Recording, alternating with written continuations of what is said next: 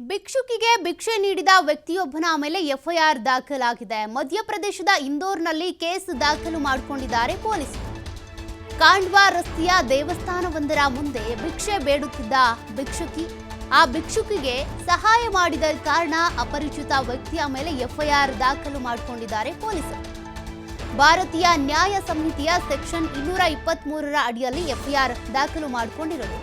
BNS section 223ರ ಪ್ರಕಾರ ಸರ್ಕಾರದ ಆದೇಶದ ಉಲ್ಲಂಘನೆ ಆಗಿದೆ. ಯಾಕೆಂದ್ರೆ ಈಗ ಮಧ್ಯಪ್ರದೇಶದಲ್ಲಿ ಭಿಕ್ಷಾಟನೆ ಮಾಡುವಂತಿಲ್ಲ, ಭಿಕ್ಷಾಟನೆ ಮಾಡಬಾರ್ದು ಅಂತ ನಿಷೇಧ ಹಾಕಿದ್ದಾರೆ. ಹಾಗಿದ್ರೂ ಕೂಡ ಆ ಭಿಕ್ಷುಕಿಗೆ ಭಿಕ್ಷೆ ಕೊಟ್ಟು ಸಹಾಯ ಮಾಡಿದ್ದಕ್ಕೆ ಈ ಸೆಕ್ಷನ್ ಅಡಿ 223ರ ಅಡಿ 1 ವರ್ಷ ಸೆರೆವಾಸ ಅಥವಾ 5,000 ರೂಪಾಯಿ ದಂಡವನ್ನು ವಿಧಿಸಲಾಗುತ್ತೆ. ಅಸಲಿಗೆ ಇಂದೋರ್ನಲ್ಲಿ ಭಿಕ್ಷೆ ಬೇಡೋದನ್ನ ಈಗಾಗಲೇ ಮಧ್ಯಪ್ರದೇಶದ ಸರ್ಕಾರ ನಿಷೇಧ ಮಾಡಿದೆ. ಹಾಗಿದ್ರೂ ಕೂಡ ಭಿಕ್ಷುಕಿಗೆ ಹಣವನ್ನು ಕೊಟ್ಟಿದ್ರಿಂದ ಅಂದರೆ ಸರ್ಕಾರದ ನಿಯಮ ಇಲ್ಲಿ ಉಲ್ಲಂಘನೆ ಆಗಿದೆ ಅನ್ನುವಂಥ ಕಾರಣಕ್ಕೆ ಅಪರಿಚಿತ ವ್ಯಕ್ತಿಯ ವಿರುದ್ಧ ಈಗ ಎಫ್ಐಆರ್ ದಾಖಲಾಗಿದೆ. ಅಂದರೆ ಈ ಭಿಕ್ಷಾಟನೆಯನ್ನು ನಿಯಂತ್ರಣ ಮಾಡೋದಕ್ಕೆ ಅಂತ ಒಂದು ಮಂಡಳಿ ಮಾಡ್ಕೊಂಡಿದ್ದಾರೆ. ಆ ಅಧಿಕಾರಿ ಕೊಟ್ಟ ಕಂಪ್ಲೇಂಟ್ ಮೇರೆಗೆ ಎಫ್ಐಆರ್ ದಾಖಲಾಗಿದೆ.